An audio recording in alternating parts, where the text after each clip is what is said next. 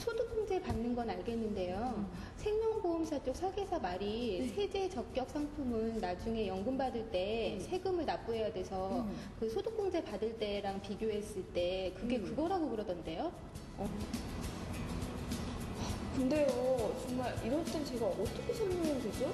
결론적으로 말씀드리자면 그렇지 않습니다. 나중에 연금소득세를 내시더라도 연금소득공제와 종합소득공제를 받으시기 때문에 실제 부담액은 그렇게 크지 않습니다. 또한 연금소득공제에 대해서 공부하시게 되면 전업주부에게도 고액의 연금을 가입할 수 있도록 권유할 수 있습니다. 이번 기회에 연금소득세와 관련된 내용을 자세하게 알아보도록 하겠습니다.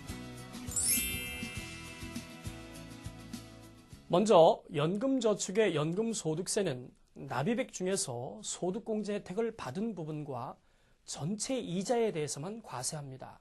예를 들면 월 50만 원씩 연간 600만 원을 납입하고 연말소득공제를 받았다면 보시는 것처럼 소득공제를 받은 부분과 이자에 대해서만 과세가 되고 소득공제를 받지 않은 300만 원에 대해서는 과세가 되지 않습니다.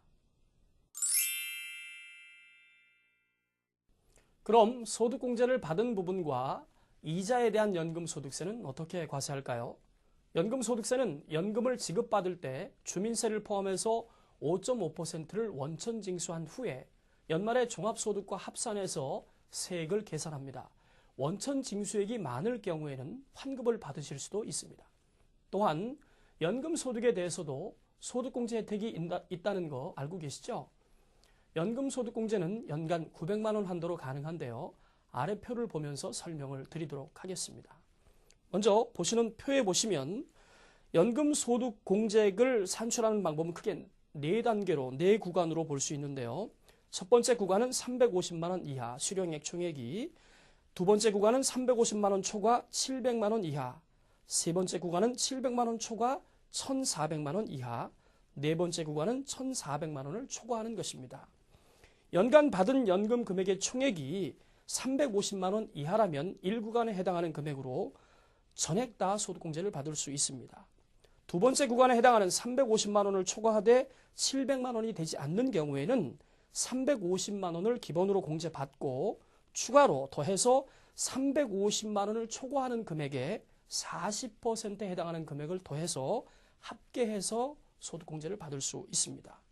그럼 실제 어느 정도의 공제 혜택이 있는지 사례를 통해서 살펴보겠습니다. 각각 65세와 62세가 되는 부부가 국민연금과 개인연금을 합해서 연금소득으로만 1년에 1,000만 원을 받는다고 가정해 보겠습니다. 우선 연금소득 1,000만 원에 해당하는 연금소득 공제를 받게 되는데요. 490만 원에 700만 원 초과 금액, 즉 300만 원의 20%인 60만 원을 합한 550만 원을 공제받게 됩니다. 표를 보면서 추가로 말씀을 드리겠습니다. 연금소득 얼마였죠? 1,000만 원이었죠? 연금소득 공제로 받는 금액이 얼마라고요? 예, 550만 원 맞습니다.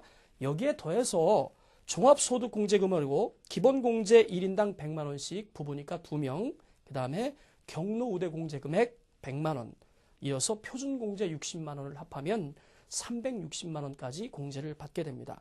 계산해 볼까요? 연금소득액이 1,000만 원이었습니다. 연금소득 공제로 공제받는 금액은 550만 원, 종합소득공제로 공제받는 금액 얼마라고요? 예, 360만 원.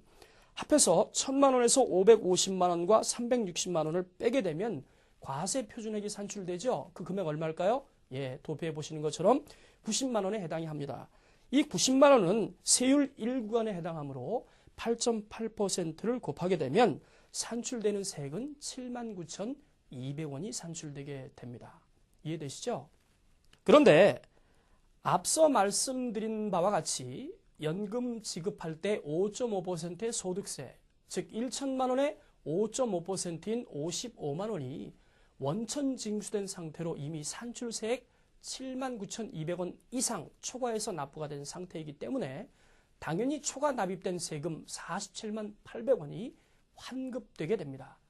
정말로 실제 부담액이 얼마 되지 않죠? 근데 우리는 직장인하고 발라서 버는 것도 없고 또 소득공제 하는 것도 없잖아요. 근데 더군다나 연금 수령하면은 그때 또 연금 소득세를 내야 된다는데 꼭 가입할 필요가 있을까요? 정말 맞는 말 같은데 정말 이럴 때 제가 어떻게 해야 되는 거예요? 전업주부도 연금저축에 꼭 가입해야 하는 이유, 바로 앞에서 배운 연금소득세 과세 방법을 알면 해답이 보입니다. 앞에서 연금저축의 연금소득세는 납입액 중에서 소득공제 혜택을 받은 부분과 전체 이자에 대해서만 과세가 된다고 이미 말씀드렸습니다. 기억나시죠? 자, 그럼 주부처럼 소득공제를 받지 않는 분들의 경우는 어떨까요? 소득공제를 받지 않았기 때문에 납입액은 전액 과세 대상에서 제외되고 그 이자에 대해서만 과세하게 됩니다. 그런데요, 이자로 인한 연금 소득이 연금 소득공제 금액을 초과할 일이 거의 없기 때문에 연금 소득세가 발생할 가능성도 거의 없다고 보시면 될 것 같습니다. 정말 그런지 한번 사례를 통해서 계산해 볼까요? 40세가 된 주부가 매월 100만 원을 15년간 납입하고 55세에 연금을 개시해서 25년간 수령한다고 가정해 보겠습니다. 노웰스 플러스 연금을 11월 기준으로 연금 개시 시점 해약 환급금상 총 지급액은 2억 5,700만 원입니다. 또 초년도 연금액은 약 1,800만 원 정도 나오게 되는데요. 이를 기본으로 해서 초년도 연금 소득세를 산출해 보겠습니다. 우선 초년도 지급액 중에서 과세 대상 연금액을 구하려면 먼저 총 지급 연금액 2억 5,700이었죠. 이 중에 소득공제를 받지 않은 납입원금 1억 8천만 원의 비율을 계산해서 그 나머지 비율만큼을 초년도 연금액 1,800만 원에 곱해서 과세 대상 연금액을 구할 수 있습니다. 초년도 연금액 얼마였죠? 1,880만 원. 거기에다 곱하기 소득공제를 받지 않은 부분이 1억 8천만 원이었죠. 거기에 개시 시점의 연금 총액은 얼마였나요? 2억 5,700만 원. 이 비율만큼을 곱하게 되면 약 560만 원이 나오게 됩니다.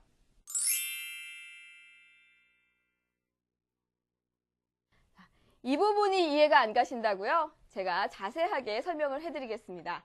먼저 플래너 여러분들께서는 내가 납입한 연금보험료 중에서 소득공제를 받은 부분과 이자에 대해서만 연금소득세를 납부하게 된다는 점을 미리 머릿속에 넣어두시고요. 이 주부의 사례에서는 연금보험료를 납부하는 기간 동안 소득공제를 전혀 받지 않았기 때문에 납입한 보험료 원금에 대한 이자 부분만 연금소득세를 납부하면 되는 거죠.